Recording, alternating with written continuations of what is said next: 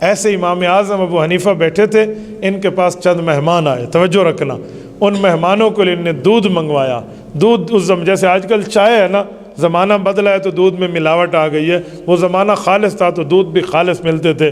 تو ہوٹل میں جا کر بتایا گیا کہ دودھ چاہیے، تو ہوٹل والے نے اپنے شاگرد کو بھیجا، وہ دودھ اس زمانے کے کپوں میں لے کر آیا۔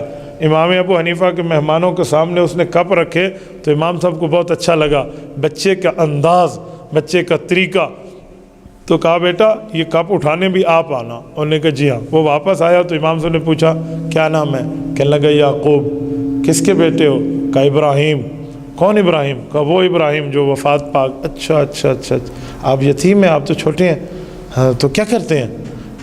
حضرت میں تو اس ہوٹل پہ کام کرتا ہوں، ایک ہفتے کا مجھے ایک یا پتہ نہیں 2 درہم ایک ہفتے کا ملتا ہے، امی کو جا کر دیتا ہوں، ہمارے گھر کا گزر بسر چلتا ہے۔ امام صاحب نے کہا بیٹا ایک کام کرو، آپ کو اللہ نے صلاحیت سے نوازا ہے، ایک وقت آئے گا اللہ آپ کو بہت بڑا رتبہ دیں گے، آپ یہ ہوٹل چھوڑ دو۔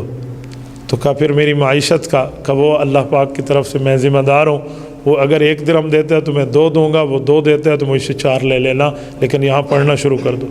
بچے نے کہا ادھر کوئی کام وام تو نہیں کرنا پڑے گا؟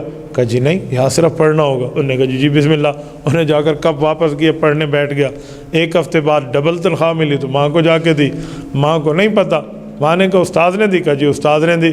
تو ماں اس ہوٹل والے کا شکریہ ادا کرنے آئی، اللہ آپ کا بھلا کرے، آپ نے میرے بچے کا تعاون کیا۔ انہوں نے کہا کون سا بھلا کرے؟ تیرے بچے نے یہاں دوبارہ منہ نہیں دکھایا۔ کہا یہاں نہیں آتا؟ کہا یہاں آج بھی نہیں ہے، دیکھ۔ اچھا کہاں گیا؟ کہا وہ مولوی بیٹھے ہیں مسجد میں، اس کے پاس بیٹھے۔ تو وہ امام صاحب کے مجلس میں آئی اور یہ بچہ پڑھ رہا ہے۔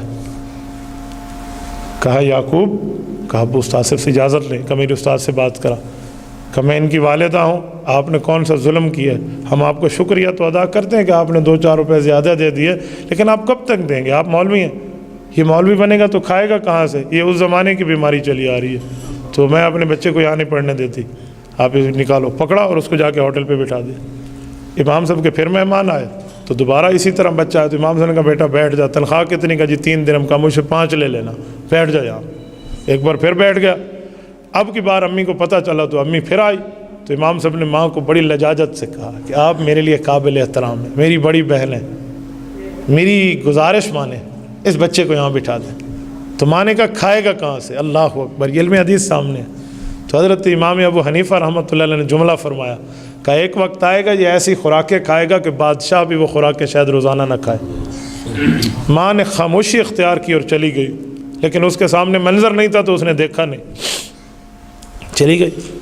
یہ بچہ پڑھتا رہا امام ابو حنیفہ سے، اور یعقوب بن ابراہیم ایک وقت آیا، اس نے دنیا نے اسے قاضی امام ابو یوسف کا نام دیا ہے، یہ وہ ہے، یعقوب ان کا اصل نام ہے، قاضی امام ابو یوسف رحمہ اللہ، بہت بڑی شخصیت ہے۔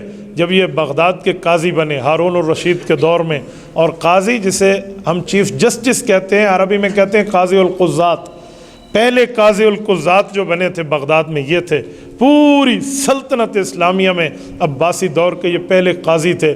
اور عباسی دور تو وہ ہے جس کے بارے میں سجا خلیفہ کے لیے لکھا ہے، یہ نفحۃ الیمن میں موجود ہے، کہ بادل آسمان پہ یوں سفر کرتا ہوا جا رہا تھا تو خلیفہ وقت نے بادل کو دیکھ کے کہا کہ تو جہاں بھی برسے گا نا، اس زمین کے فصل کا خراج ہماری سلطنت میں آئے گا، یعنی ان کی اتنی بڑی سلطنت تھی۔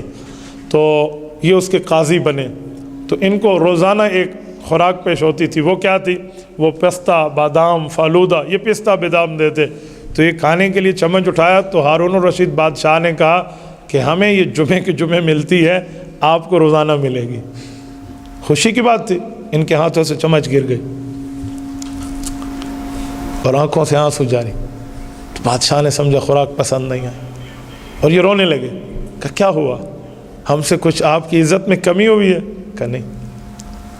رحمہ اللہ علی استاذی، اللہ میرے استاذ امام ابو حنیفہ پہ رحمت نازل کرے، اس نے میری اماں کو کہا تھا ایک وقت آئے گا یہ وہ خوراک کھائے گا جو بادشاہوں کو نہیں ملے گی۔ آج میں اپنی آنکھوں سے دیکھ رہا ہوں، یہ وہ شخص۔ تبارك الذي نزل الفرقان على عبده ليكون للعالمين نذيرا